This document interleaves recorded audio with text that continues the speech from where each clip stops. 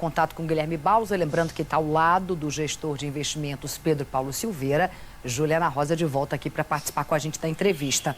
Guilherme, vou passar para você, só pedir para o Pedro Paulo retomar do início a resposta dele, porque realmente congelou logo no começo. Tá certo. Bom, Cris, eu havia perguntado ao Pedro Paulo se essa interferência maior na Petrobras significa um cavalo de pau aí na trajetória do governo, se o mercado de fato foi surpreendido, se o governo já não deu sinais de que poderia mudar a rota. Pelo tanto que a Petrobras caiu, que é os 100 bilhões de reais, não dá para dizer que o mercado tem alguma dúvida. O mercado já tem certeza que alguma coisa importante caiu. A Petrobras tinha um preço até quinta-feira, hoje ela tem perdeu um quarto desse valor que tinha na terça-feira.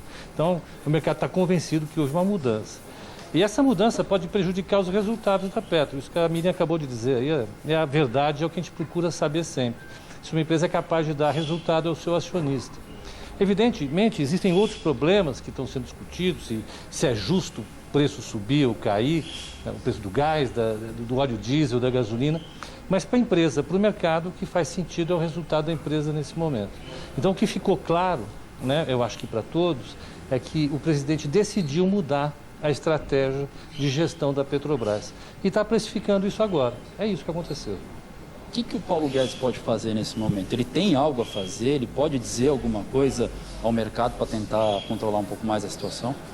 Olha, eu acho que do ponto de vista do mercado não tem muito que possa ser feito, Foi uma decisão que já foi tomada. O presidente da Petrobras, que fez o serviço dele, vai ser demitido, porque efetivamente não vai pedir demissão. O que ele poderia fazer? Nesse caso, absolutamente nada. Eu acho que o papel do Paulo Guedes, definitivamente, nesse processo, é nulo nesse momento, ele não tem como reverter.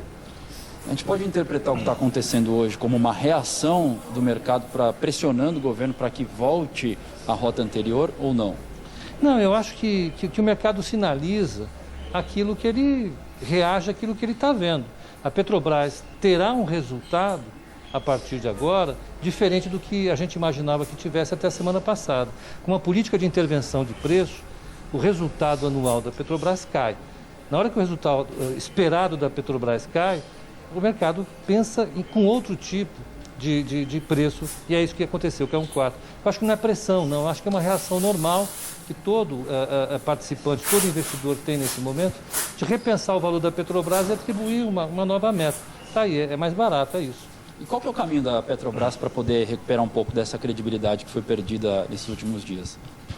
Não, acho que ela vai continuar fazendo exatamente aquilo que ela sabe fazer, que é descobrir, extrair petróleo, refiná-lo, vendê-lo. Ela não pode fazer muito. O que ela vai fazer é sendo outra empresa, vai ser uma empresa menor. Ela era uma empresa que valia 400 bilhões de reais, hoje é uma empresa que vale 300 bilhões de reais, e a vida vai continuar do mesmo jeito. O petróleo vai continuar sendo explorado do mesmo jeito. Mas o que é claro que acontece agora, ela vai ser uma empresa menor. Empresas menores têm menor capacidade de pagar suas dívidas, têm menor capacidade de pagar dividendos aos seus acionistas e têm menor capacidade de investir. Então, o que vai acontecer é que a Petrobras, dentro desse novo projeto de gestão, diminuiu de tamanho. Tá certo. Pedro Paulo, agradeço aqui a participação aqui conosco. Cris. Guilherme, a gente vai fazer uma pergunta aqui para o Pedro Paulo. Eu vou fazer uma e a Ju também. Vocês estão ouvindo a gente? Pedro Paulo está ouvindo? Então, perfeitamente. Ótimo, então vamos lá. Pedro Paulo, eu queria saber se o medo em geral do mercado nesse momento é exatamente o governo cada vez vir com mais medidas intervencionistas? Olha, eu acho que do ponto de vista geral, sim. O risco país subiu hoje. O risco país é uma medida bastante interessante para a gente do quanto é o risco percebido pelo mercado em relação ao nosso país. Ele subiu, vem subindo desde sexta-feira de maneira significativa. E subiu por quê? Porque o presidente avisou que pode intervir na Eletrobras, vai mudar a direção do Banco do Brasil também. Nós ficamos aqui elaborando com a nossa imaginação o que mais o presidente pode fazer para mudar um pouco mais a visão que o mercado tinha em relação à economia brasileira. Essa nova abordagem pode trazer problemas para o país e, evidentemente, o mercado fica mais receoso. O Pedro Paulo, Juliana Rosa falando, tudo bom? Boa tarde. Eu queria te passar a seguinte pergunta. Uma coisa que é senso comum, muita gente fala assim, bom, a Petrobras é nossa, a gente é autossuficiente, o mercado financeiro pensa nos lucros e não pensa na população. Mas o fato é que, como você falou, a Petrobras, sem investimento, sem investidores, ela reduz a capacidade, primeiro, de poder explorar petróleo, porque é muito caro explorar petróleo. E segundo, que você gera também uma percepção de risco hoje no Brasil. Se a gente não tiver investimento, o governo federal vai pagar tudo, vai pagar estrada, vai pagar auxílio emergencial, vai subsidiar o petróleo. A gente não tem dinheiro para o básico, né? O cobertor é curto, né, Juliana? A gente sabe disso.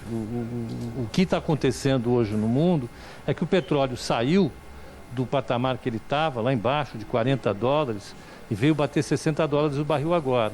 Ele veio se acomodando a uma nova situação. Acelerou essa alta as últimas semanas em função do clima no hemisfério norte. Essa alta dos preços do petróleo implica numa redução do bem-estar social. Não tem jeito, isso é um evento, é um choque que acontece e que reduz o bem-estar social da população. O que você precisaria fazer como formulador de política é encontrar uma forma de minimizar isso e ver quem vai pagar, né? Quem vai pagar por isso, quem vai efetivamente assumir os grandes custos e tentar ajudar aqueles que são mais afetados em situação de vulnerabilidade. Você precisa fazer isso através de política econômica, de políticas públicas e discutir de maneira transparente.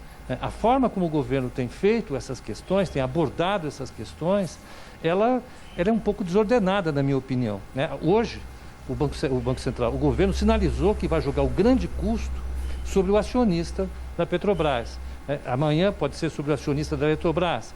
Isso vai reduzindo a capacidade dos investidores em fazer os investimentos. Tem um custo efetivo para a sociedade. A gente precisa discutir de maneira um pouco mais transparente, mais profissional, eu acredito, em termos de formulação de política, sinalizar para a sociedade o que realmente está sendo feito, para que a sociedade, então, entenda isso e o risco percebido possa cair.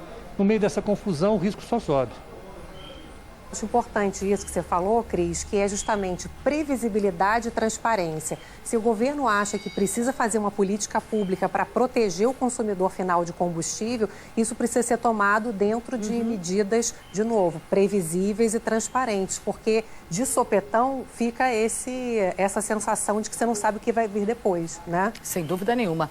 Pedro Paulo, muito obrigada pela sua participação aqui no Edição das 4. Volte sempre. Guilherme, te agradeço também. Juliana Rosa continua aqui comigo, tá, Ju?